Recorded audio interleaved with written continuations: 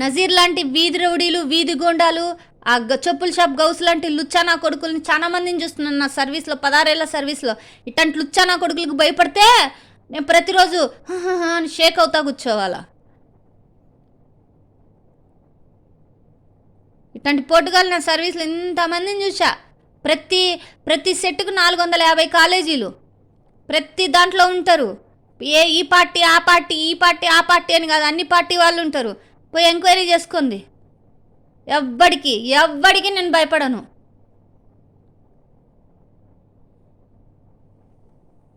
నేను మళ్ళీ చెప్తున్నా నజీర్కి, ఎస్పెషల్లీ చెప్పుల షాప్ గౌస్కి, మా భాషకి, అమాలి జాగ్రత్త. నువ్వు అమాలి వరకే ఉండు. నీ హద్దులు పొద్దులు దాటినావో నీకుంటుంది. సైసా బావాని కూడా చూడను నేను. మాసు అంతకన్నా ఇంకా దిగజారిపోయి ఉంటాడు.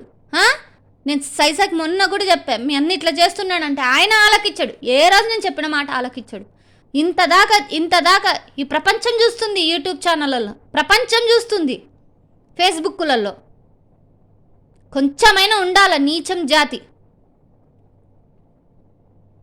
ఆడపిల్లల మీద అబండాలు వేయడం కాదు, ఇష్టానుసారం మాట్లాడడం కాదు. దేవుడు అల్లా నోరియలే. ఈరోజు అల్లా నా పక్కనున్నాడు, అల్లా నాతోనే ఉన్నాడు. అల్లా ఏ రోజైతే నేను ఇస్లాం మతంలోకి వచ్చినానో ఆ రోజు నుంచి అల్లా నా తోడున్నాడు. నేను సత్యం, నీతి, జాతి, నిజాయితీతో డిపార్ట్మెంట్లో పనిచేసినా కాబట్టి ఇప్పటికీ అల్లా నాతోనే ఉన్నాడు. ఆ రోజు ఉన్నాడు, ఈ రోజు ఉన్నాడు, ఎప్పటికీ ఉన్నాడు నాతో అల్లా. మీరు అనుకుంటున్నారేమో సున్నిపెంటకు వచ్చే అమ్మాయి ఇక్కడ ఏదో ఇఫ్తార్కి వాటికి వీటికి ఇస్తుంది సైసా కోసమని. పిచ్చి మాటలు మాట్లాడొద్దు. నేను ఈరోజు కాదు, నాకు సోషల్ సర్వీస్ చేయబట్టి, నేను ఉద్యోగం కంటే ముందర నుంచి కూడా, నా లిటిల్ బిట్ నుంచి, నాకు తెలియని ఏజ్ నుంచి, నా ఎల్కేజీ నుంచి నేను జాగ్రత్త.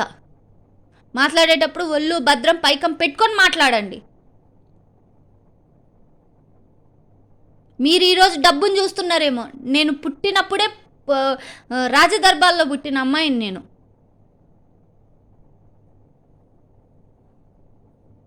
కష్టం విలువ, ఆ విలువ తెలిసే నేను ఇట్లా, మా నాన్న నన్ను ఇంత కష్టపడి చదివించి, ఆడపిల్ల కాదు మగపిల్లాళ్ళ నన్ను పెంచాడు. మా అమ్మని కూడా అరిచేవాడు, దానికి అట్లా భయం పెట్టద్దు, అట్లా ఇది చేయొద్దు, అది మగాడిలా బతకాలి అని.